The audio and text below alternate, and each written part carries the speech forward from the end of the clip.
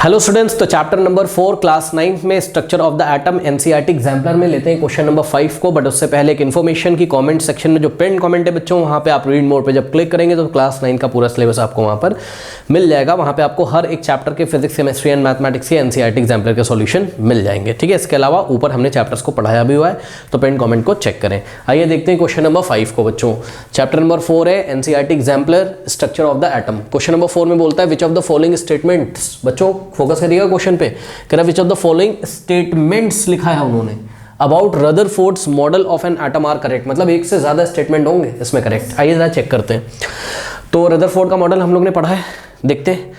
तो स्टेटमेंट 1 कह रहा है consider the nucleus as positively charge particle, as positively charge. Yes, ठीक है। रदरफोर्ड के एक्सपेरिमेंट में ये प्रूव हो गया था कि एटम के सेंटर पे कोई पॉजिटिवली चार्ज न्यूक्लियस है, ये कंफर्म लिए, याद है। अगर मैं आपको याद दिलाना चाहूँ फटाफट, तो एक ये गोल्ड का फॉइल लिया था उन्होंने और अल्फा पार्टिकल की बॉम्बार्डिंग करी थी। ठीक है, तो अल्फा पार्टिकल की जब बॉम्बार्डिंग करी थी, अल्फा पार्टिकल क्या होते थे? हीलियम के पॉजिटिवली चार्ज पार्टिकल्स। ठीक है, तो ये पॉजिटिवली चार्ज पार्टिकल्स हैं, जब ये जाते थे गोल्ड फॉइल पे, ठीक है, तो डिफ्लेक्ट हो जाते थे। ठीक है, कुछ एग्जैक्टली उसी पाथ पे वापस आ जाते थे।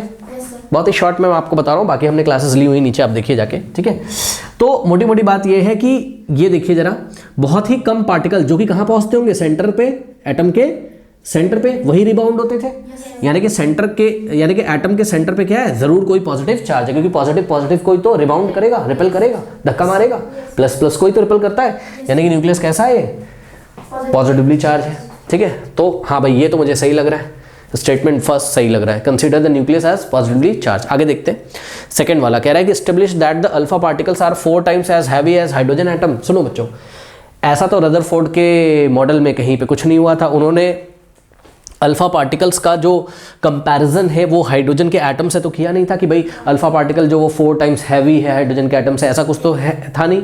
हालांकि मैं आपको बता दूं कि जो अल्फा पार्टिकल होता है ना, वो लगभग 4 टाइम्स हाइड्रोजन, वो अगर हम अल्फा पार्टिकल का मास लें तो लगभग वो 4 टाइम्स हाइड्रोजन के एटम के होता है, ये बात सही है। लेकिन ये रदरफोर्ड के मॉडल में थोड़ी ना बताया गया था। ठीक है ना, ऐसा कुछ तो था नहीं कि उन्होंने अल्फा पार्टिकल के मास और हाइड्रोजन के मास का कंपैरिजन किया था कि कौन हैवी है, कौन कितने टाइम हैवी है, ऐसा तो कुछ नहीं था। ठीक है, नाउ थर्ड कह रहा है can be compare to solar system. अब देखो ये बच्चों समझने वाली बात है। देखिए सभी बच्चे एनसीईआरटी की बुक पेज नंबर 48 जब आप ओपन करोगे, ठीक है, तो पेज नंबर 48 पे बच्चों, ये वाला देखिए पेज एनसीईआरटी का 48 पे, पता नहीं कैमरे में दिखाई पड़ रहा है कि नहीं पड़ रहा है, तो यहाँ पर आपका जो है on the basis of his experiment. ठीक है, यहाँ पे अगर आप देखें on the basis of his experiment, तो यहाँ जो 3 पॉइंट लिखे हुए हैं, यहाँ पे अकॉर्डिंग टू यार एनसीईआरटी, इन्होंने जो सेकंड पॉइंट लिखा है वहां लिखा है the electrons revolve around the nucleus in circular path. ठीक है, तो रदरफोर्ड ने कुछ फीचर्स बताए थे अपने मॉडल के, उसमें जो सेकंड फीचर बताया था अकॉर्डिंग टू एनसीईआरटी वो क्या था? The electrons revolve around the nucleus in a circular path. ठीक है, तो इलेक्ट्रॉन्स उनके अकॉर्डिंगली न्यूक्लियस के चारों तरफ सर्कुलर पाथ्स में, ये देखिए इलेक्ट्रॉन ऐसे रिवॉल्व करते थे अकॉर्डिंग टू व्हाट? रदरफोर्ड। अब बताइए, ये रहा न्यूक्लियस और ये electron around the nucleus circular path में रिवॉल्व कर रहे हैं, ऐसा रदरफोर्ड ने भी बताया था। हालांकि बाद में आपने बोर्स मॉडल में भी देखा था कि K shell, L shell, M shell होती हैं, ये सब चीजें आपने वहां पे भी देखी थी। लेकिन रदरफोर्ड का मॉडल क्या हम सोलर सिस्टम से कंपेयर नहीं कर सकते? बिल्कुल कर सकते हैं, क्योंकि सोलर सिस्टम में भी तो ऐसा होता है कि सन कहाँ होता है? सेंटर पे, और डिफरेंट जो प्लैनेट है वो अपने ऑर्बिट्स में ऐसे चक्कर लगा रहे होते हैं, लगभग सर्कुलर शेप में। वो एग्जैक्टली सर्कुलर शेप तो नहीं होता है, एलिप्टिकल शेप होता है कुछ इस तरीके का, ये देखिए। ठीक है, बट हम मान सकते हैं। तो ये वाला बच्चों जो पॉइंट मुझे लग रहा है can be compared to solar system, ये तो मुझे सही लग रहा है। हम लोग इसको सोलर सिस्टम से कंपेयर कर सकते हैं। हाँ भाई कर सकते हैं, अकॉर्डिंग टू एनसीईआरटी। जो पॉइंट नंबर 2 हमने आपको बताया पेज नंबर 48 पे। ठीक है, तो ये भी आपका करेक्ट स्टेटमेंट है। उसके बाद बच्चों फोर्थ में आ जाइए, was in agreement with Thomson's model. ठीक है, तो रदरफोर्ड क्या थॉमसन मॉडल के साथ एग्रीमेंट में थे? तो जवाब है नहीं। देखो थॉमसन मॉडल हम आपको फटाफट अगर याद दिलाएं, ठीक है, तो कुछ ऐसा था।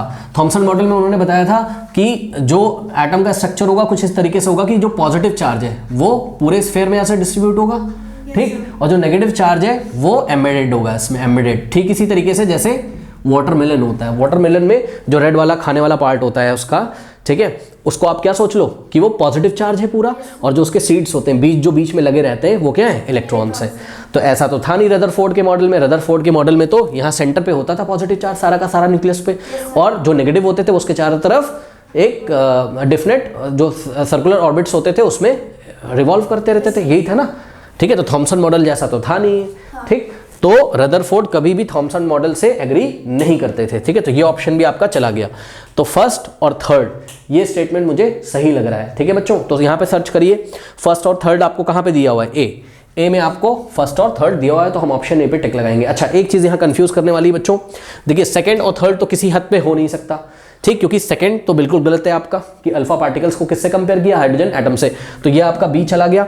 उसके बाद सी भी नहीं हो सकता क्योंकि इसमें फर्स्ट और फोर्थ दिया है, तो फर्स्ट वाला तो हमारा सही है, बट फोर्थ वाला चेक करो, फोर्थ वाला थॉमसन के मॉडल से वो एग्रीमेंट नहीं करते थे, उनका कोई भी मतलब थॉमसन के मॉडल को कोई भी सपोर्ट नहीं था, तो ये ऑप्शन भी आपका चला गया।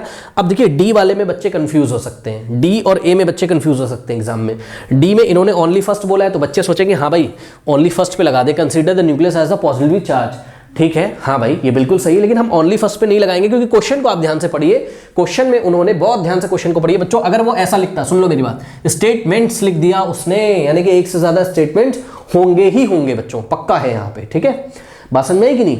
तो ये वाला स्टेटमेंट के बारे में आपको थोड़ा सा सोचना पड़ेगा कि एनसीईआरटी में जो पॉइंट नंबर 2 लिखा है हमने आपको बताया, उससे कंपेयर करके हाँ भाई इसको सोलर सिस्टम से हम कंपेयर कर सकते हैं, ठीक है। अब सुनो, अगर ये ऐसा लिखा होता है यहाँ पे इन्होंने स्टेटमेंट लिख के ब्रैकेट में एस लिख दिया होता, तो इसका क्या मतलब होता है कि एक स्टेटमेंट भी ट्रू हो सकता है और एक से ज्यादा भी ट्रू हो सकते हैं, तब हम ऑप्शन डी पे टिक कर सकते थे। वैसे उस टाइम भी हमें ऑप्शन ए पे ही करना चाहिए था, क्योंकि भाई अकॉर्डिंग टू एनसीईआरटी हमें दोनों स्टेटमेंट करेक्ट लगने चाहिए। कोई डाउट है बताइए? तो इसलिए हमने फर्स्ट वाला और थर्ड वाला सेलेक्ट कर लिया। ओके, कर लीजिए।